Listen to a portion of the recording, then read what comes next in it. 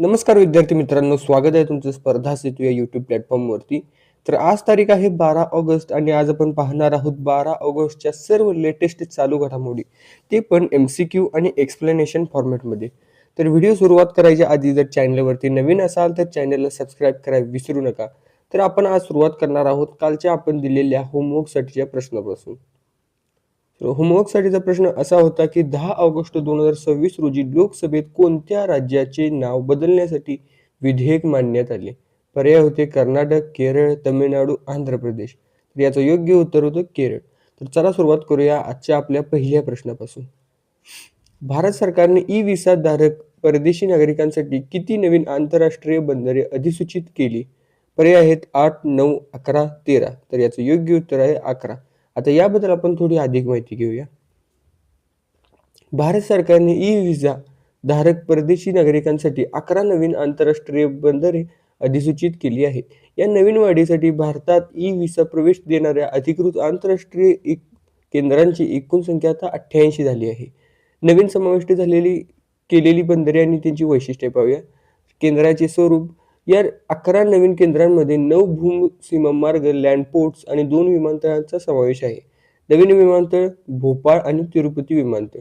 प्रमुख भूसीमा मार्ग अटारी मोर एक मिनिट अटारी, मोरे, डौकी, जयगाव, हरिदासपूर, गेरे, घोजाडंगा, दारंगा आणि आगरतळा. एकूण संख्या 88 केंद्रांमध्ये आता 37 विमानतळ, 38 सागरी बंदरे आणि 13 भूसीमा मार्गांचा समावेश आहे. प्रक्रियेचा वेग: तर भारत सरकारतर्फे जवळपास 95% ई व्हिसा अर्ज 72 तासांपेक्षा कमी वेळेत मंजूर केले जातात. तर यानंतरचा आपण दुसरा प्रश्न पाहूया. भारताने 2026 इंटरनॅशनल लिंग्विस्टिक ऑलिम्पियाडमध्ये किती पदके जिंकली? पर्याय आहेत 3, 4, 5, 6. तर याचं योग्य उत्तर आहे 4. तर याबद्दल आपण थोडी अधिक माहिती घेऊया. रोमानियामधील बुखारेस्ट येथे झालेल्या 2026च्या आंतरराष्ट्रीय भाषाशास्त्र ऑलिम्पियाडमध्ये म्हणजे IOL मध्ये भारताने 1 सुवर्ण आणि 3 कांस्य पदकांचा एकूण 4 पदके जिंकली. तर याशिवाय भारताच्या एका विद्यार्थ्याला सन्माननीय उल्लेख म्हणजे हॉनरेबल मेन्शन मिळाला आहे. पदक विजेत्यांची नावे कोणकोणती? तर सुवर्ण पदक श्री लक्ष्मी वेंकटरामन, कांस्य पदक आरव अनिल राव, निशांत शंकर लक्ष्मण आणि अद्वय मिश्रा. सन्माननीय उल्लेख सोहम अमित पेडणेकर. आय होप की हा प्रश्न तुम्हाला समजला असेल. तर यानंतरचा दुसरा प्रश्न पाहूयात. नासाने 11 ऑगस्ट 2026 रोजी इस्रोला कोणत्या महत्वाकांक्षी कार्यक्रमात सहभागी होण्याचे निमंत्रण दिले? पर्याय आहेत Mars sample returns, moon base programme, venue missions आणि ॲस्ट्रॉइड मायनिंग प्रोग्राम. तर याचं योग्य उत्तर आहे मून बेस प्रोग्राम. तर याबद्दल आपण थोडी अधिक माहिती घेऊया. तर 11 ऑगस्ट 2026 रोजी जाहीर झालेल्या माहितीनुसार अमेरिकेची अंतराळ संशोधन संस्था म्हणजे नासाने भारताच्या इस्रोला अत्यंत महत्वाकांक्षी अशा मून बेस कार्यक्रमात सहभागी होण्याचे अधिकृत नियमन दिले आहे. हे नियमन बंगळुरू येथील इस्रो मुख्यालयात झालेल्या Bharat America civil space joint working ग्रुपच्या 9व्या बैठकीदरम्यान समोर आले. मून बेस कार्यक्रम आणि सहकार्य उद्देश काय आहे? तर चंद्राच्या दक्षिण ध्रुवाजवळ म्हणजे लुनार साऊथ पोल मानवाचे पहिले कायमस्वरूपी वसती केंद्र किंवा चौकी स्थापित करणे.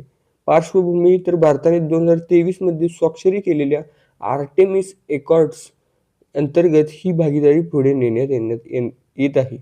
इतर मुद्द्यांवर चर्चा: तर मानवी अंतराळ मोहीम, ओपन सायंटिफिक डेटा शेअरिंग आणि संयुक्त प्रकल्पांना बळ देणे. पुढील टप्पा काय आहे? तर चंद्रावरील संशोधनानंतर हे मिशन भविष्यात मंगळावरही मानवी मोहीम राबवण्यासाठी एक महत्त्वाचा पाया ठरणार आहे. यानंतरचा आपण दुसरा प्रश्न पाहूयात.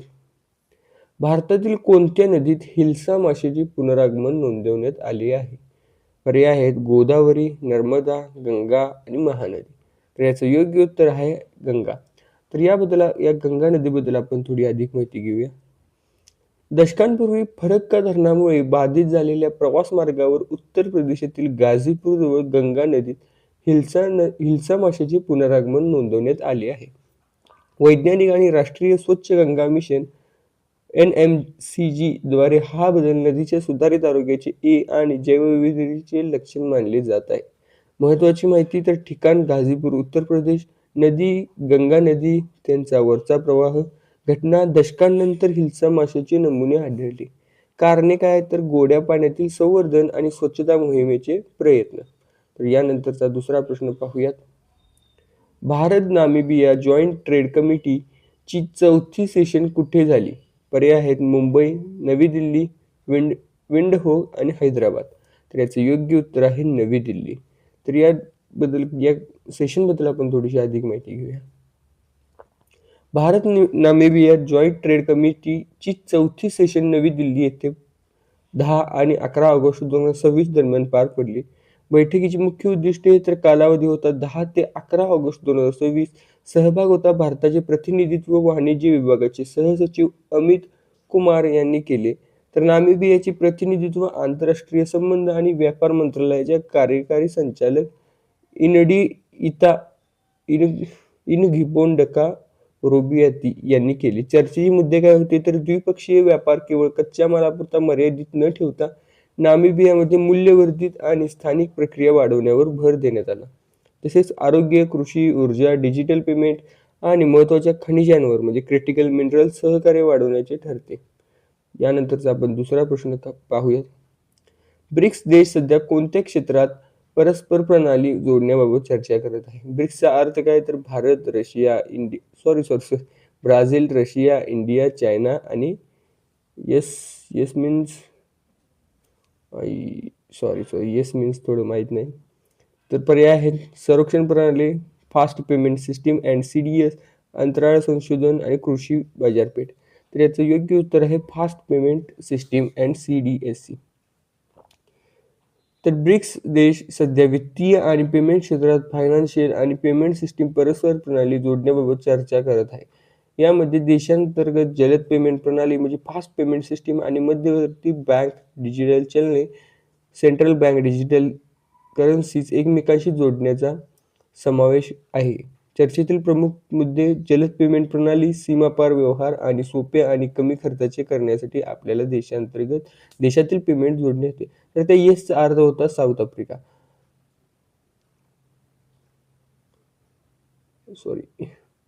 डिजिटल चलने, ब्लॉकचेन किंवा सामायिक तंत्रज्ञानाद्वारे वेगवेगळ्या देशांच्या डिजिटल चलनांचे उद्या डिजिटल रुपया परस्पर एकत्रीकरण करणे. स्थानिक चलनांचा वापर तर आंतरराष्ट्रीय व्यापारात अमेरिकन डॉलरवरील अवलंबित्व कमी करण्यासाठी राष्ट्रीय चलनांच्या वापरात प्रोत्साहन देणे.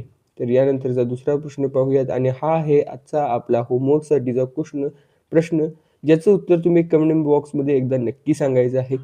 तर फिच रेटिंगने भारताची सोव्हर्जिन क्रेडिट रेटिंग किती कायम ठेवली आहे? पर्याय आहेत BBB, BBB-, BB+ आणि A-.